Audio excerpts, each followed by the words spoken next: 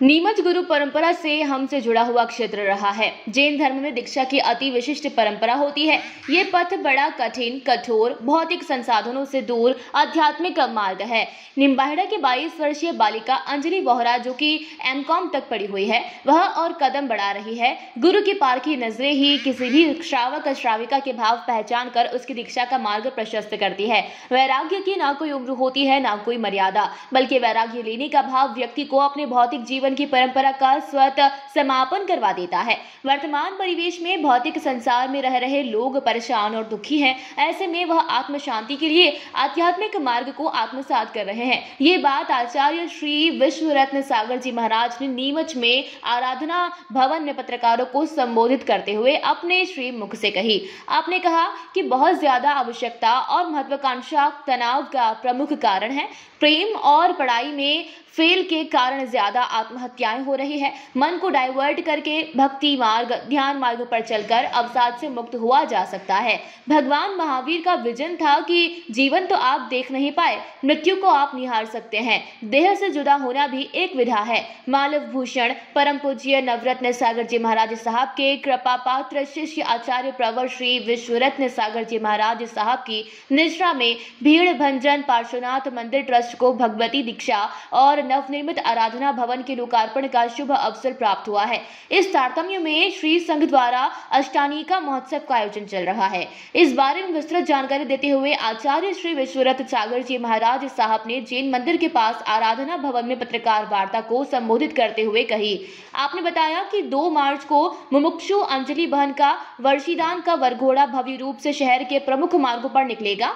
इसके साथ ही 2 मार्च की शाम को मुमुक्षु अंजलि बहन के सांसारिक विदाई की रस्म अदा की जाएगी। 3 मार्च को प्रातः 8:30 बजे मुमुक्षु अंजलि बहन की भगवती दीक्षा संपन्न होगी। इसके पश्चात स्वामी वात्सल्य होगा। 4 मार्च को मुंबई के कलाकारों द्वारा शाम को भजन संध्या आयोजित की जाएगी। 5 मार्च को नूतन आराधना भवन अखेसिंह रेशम देवी कोठारी परिवार द्वारा श्री संघ को समर्पित किया जाएगा। श्री संघ के स्वामी वात्सल्य के साथ कार्यक्रम का समापन होगा। प्रेस कॉन्फ्रेंस में श्री संघ के पदाधिकारी अनिल नागौरी, मनीष कोठारी, राजेश मानव, अनिल नाहटा, प्रबीत झालोका, राहुल जैन ने भी कार्यक्रम के बारे में विस्तृत जानकारी दी। मेरा नाम अंजलि जैन है और मैं दीक्षा अपने आत्मा का कल्याण करने के लिए और देव गुरु धर्म का सानिध्य पाकर मोक्ष की प्राप्ति के लिए मैं दीक्षा लेने जा रही हूँ। आपका क्या एजुकेशन कितना क्या है और कैसे इस राह पे किस तरीके से आएगा? मैंने एमकॉम फाइनल ईयर कंप्लीट कर रखा है। जब मैं साहिब जी के साथ फर्स्ट बार शिविर में गई थी तो मैंने इस जिन शासन के बारे में जाना, देव गुरु धर्म के बारे में जाना और मैंने जब आध्यात्मिक ज्ञान को प्राप्ति किया तब मुझे पता चला कि ये संयम जीवन क्या है और संसार क्या है। तो मैंने अपने संयम की राह को चुना। इसकी प्रेरणा आपकी स्टार्टिंग से कैसे रही? परिवार को लेकर क्या कुछ वो भी बताएंगे थोड़ा? धर्म से मेरे परिवार ने मुझे पाठशाला जाना, शिविर में भेजना, एक धर्म का बीजारोपण मेरे अंदर किया है। इसी कारण मैं धीरे धीरे अपने धर्म में आगे बढ़ पाई और साहिब जी के संपर्क में आकर मैंने दीक्षा का निश्चय किया। आपको इस प्रेरणा कहाँ से मिली दीक्षा लेने की? मुझे प्रेरणा ये गुरु जी मुक्ति प्रिय श्री जी महाराज साहब जी आदि ठाणा और गुरुदेव के सानिध्य में मैंने 2 उद्यान तप की आराधना, कई संघ और शिविर अटेंड किए हैं। तो गुरुदेव के पूरे ग्रुप ने भी मुझे बहुत प्रेरणा करी है। इन दोनों का सबसे मेन सानिध्य रहा है। फर्स्ट टाइम जब मैंने उद्यान तप किया था तब गुरुदेव ने एक वासना रखी थी। उस वासना के अंदर गुरुदेव ने जब संयम जीवन के बारे में बताया तो मुझे पता चला कि संयम जीवन जो है वो रियलिटी लेने जैसा है और संसार जो है वो छोड़ने जैसा है। क्योंकि संसार में जो हम क्रोध, मान, माया, लोभ है उनको छोड़ नहीं पाते हैं। हम पृथ्वी का, अप का, तेव का आदि जो है उनकी रक्षा नहीं कर पाते। 84 लाख जीव योनि में भटकते रहते हैं। लेकिन मैंने जो ये मनुष्य जन्म लिया है उसमें भी मेरे माता पिता ने जो पंचम आर्य में मुझे जो जैन कुल में जन्म दिया है, तो मेरा सौभाग्य है कि आज मेरे परिवार ने मुझे इस राह पर आगे बढ़ाया है और देव गुरु के सानिध्य में रखकर आज मुझे दीक्षा की परमिशन दी है। हाँ, वो आपका कहना सही है। अगर कोई भी व्यक्ति मोबाइल की तरह ध्यान देता है तो ज़रूरी नहीं है। संयम जीवन में मोबाइल एक प्रचलन हो गया है, उसका आप यूज़ अच्छी तरीके से भी कर सकते हैं और उसका दुरुपयोग भी कर सकते हैं। लेकिन संयम जीवन में तो हमें अनेक प्रकार की बुक्स वगैरह और अनेक प्रकार की लाइब्रेरी में, पुस्तकालय में अनेक ज्ञान की बुक्स मिलती है, तो हम उससे अपना आध्यात्मिक ज्ञान पढ़ के भी हम आगे बढ़ सकते हैं। क्योंकि पिछली जनरेशन में तो मोबाइल का प्रचलन नहीं था, ये तो अभी हुआ है, तो भी तो पहले के लोग अपने एजुकेशन को लेके सबको लेके आगे बढ़ते थे और अपने ज्ञान को प्राप्त करते थे। तो उसी प्रकार संयम जीवन में भी बहुत सारे ग्रुप ऐसे हैं जो अपने आध्यात्मिक ज्ञान को पाने के लिए कई बुक्स का सर्जन करते हैं और उनको पढ़कर आगे बढ़ते हैं। नीमच के अंदर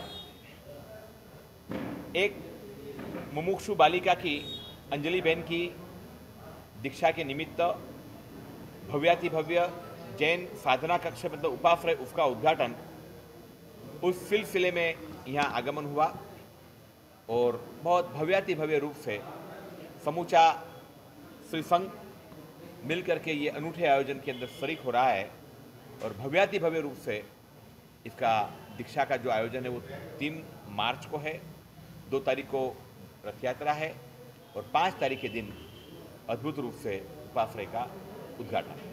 हमारे से बालिका कौन है और क्या शिक्षा का स्तर है, क्या वो जानकारी? अंजलि बोरा करके ये बालिका है, निम्बाहेड़ा की है, 22 वर्षीय है, M.Com पढ़ी लिखी है और खूब उछलते भावों के साथ में वैराग्य की ओर आगे बढ़ करके संन्यास ले रही है।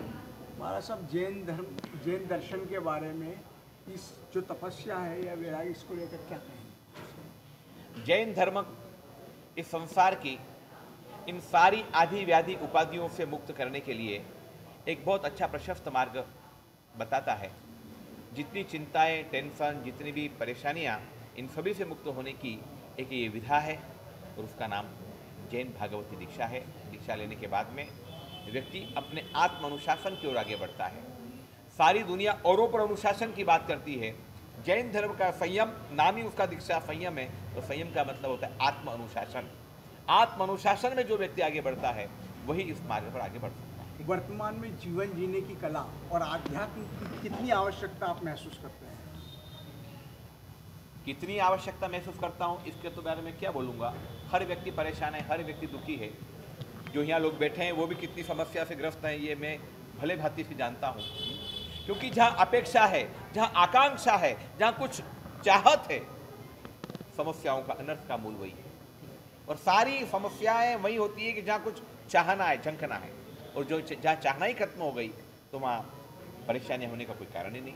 देखिए, अष्टानी का महोत्सव मतलब 8 दिन का महोत्सव।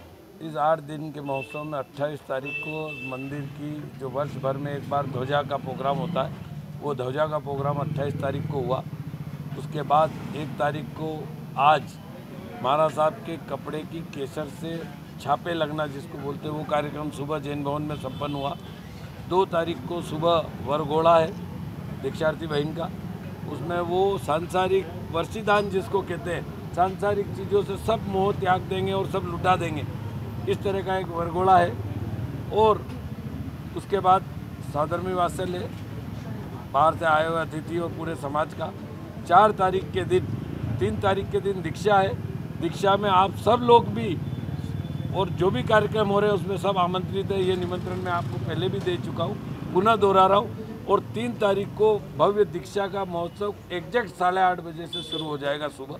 आप सब निश्चित रूप से उसमें देखें कि जैन धर्म की दीक्षा कैसे होती है, तो शायद आप लोगों का भी एक नया अनुभव होगा। आज से ये निम्बाड़ा की बहन है और नीमच श्री संघ ने इसका लाभ लिया दीक्षा कराने का। और इसके पहले आज से लगभग 7-8 वर्ष पहले एक दीक्षा नीमच के हमारे छाजल परिवार से हुई थी। वो महोत्सव भी बहुत खूबसूरत और बहुत अच्छा हुआ था। तो ये निम्बाड़ा की मुमुक्षु बहन है, इसकी दीक्षा का लाभ नीमच संघ ने लिया है। तो ये दीक्षा है। और 4 और 5 तारीख को जो मंदिर के पास नवनिर्मित आराधना भवन आप देख रहे हैं, इसका उद्घाटन है, जो हमारे अजय सिंह रेशम देवी कोठारी आराधना भवन है, जिसके नामकरण का लाभ इन परिवार ने लिया है। तो वो कार्यक्रम भी बहुत भव्याति भव्य होगा। और इसका 5 तारीख के दिन मिडिल स्कूल ग्राउंड में बहुत बड़ा महोत्सव रखा गया है, तो उसमें भी आप सब आमंत्रित हैं। भजन संध्या वगैरह भी कुछ? भजन संध्या 4 तारीख को रखी है, जिसमें देश के ख्याति प्राप्त सिंगर अनिल जी सालेचा आ रहे हैं। बहुत ही पहली बार इस क्षेत्र में, मालवा में पहली बार आ रहे हैं। जैन समाज में इसको लेकर किस प्रकार का उत्साह का माहौल है? भारी उत्साह है। आज जैन भवन में स्थिति ये हो गई है, भवन तो बड़ा हो नहीं सकता, टेंट हो तो बड़ा करा दे। तो भवन में जितने लोग थे उतने ही नीचे इतना उत्साह लोगों में है और बाहर के लोग भी बहुत आ रहे हैं। और दीक्षा वाले दिन तो आप समझ लीजिए कि शायद हमको लग रहा पंडाल छोटा पड़ जाएगा, जबकि हमने 250 बाई 250 का पंडाल लगाया। नीमच से अब्दुल अली रानी के साथ पवन राव शिंदे की रिपोर्ट।